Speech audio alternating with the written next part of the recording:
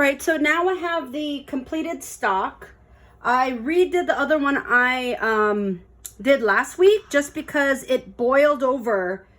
It was boiling. I was walking the dog and it boiled, and the everything was just cloudy and black. So I redid this.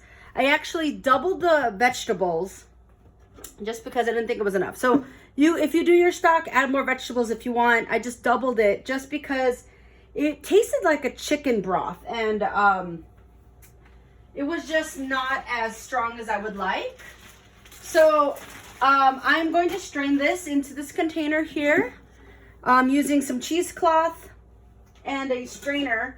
We usually use a fine mesh strainer. This is kind of hot still. Move it over. I have some cheesecloth. Always wet your cheesecloth prior so it doesn't soak up a lot of the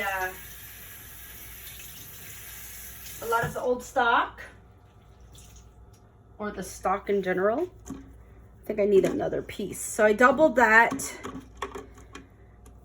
Well, I think it's gonna be okay like that. Okay, I wonder if I should maybe triple it. It's all this overhang. I could make it like this.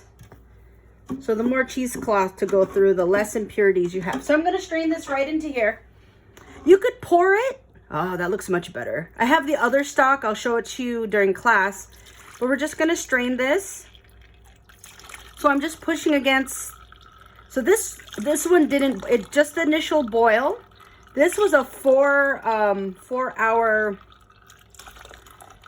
simmer, or very light simmer. Oh, before I should have dumped the you're supposed to dump some cold water. I don't have any cold water. Dump some cold water on top just to let the fat come to the surface, and also dilutes it a little bit. Okay, so just add some of that. Look how clear it is. Look at that. So we're just gonna strain it. You could pour it. I could dump this all into this cheesecloth. I just want to disrupt the sediment on the bottom.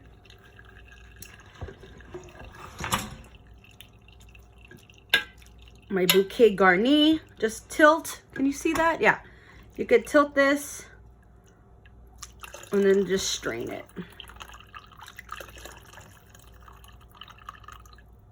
But if you have enough cheesecloth, you could totally dump the whole thing, but you can do this. If you do it right, man, if you, my other one was really ugly. I was like, oh my gosh, this is horrible. So I decided to do again today. I'll show you both straining videos. Looks really, really good. It smells really good. I didn't add any salt. You don't want to add any salt to this. If you want to just use it as is, you can add some salt. But you want to keep it a little bit plain, because you could always, you add these to the recipes and adjust the flavoring. You adjust the flavoring as needed. I'm going to dump some of this, and then maybe for the rest, I'll dump all the chunks. Just, you don't want to squish the bones in your strainer, because you could get a lot of impurities out. You just want to dump it and let it go down naturally. So I'm gonna dump all these. I don't want to squish it. You don't want to squish it. Oh, it's, yeah. So extra veg, guys. Okay, so that is that. I think this can all go to the compost. I might pick out some of these bones for my dog.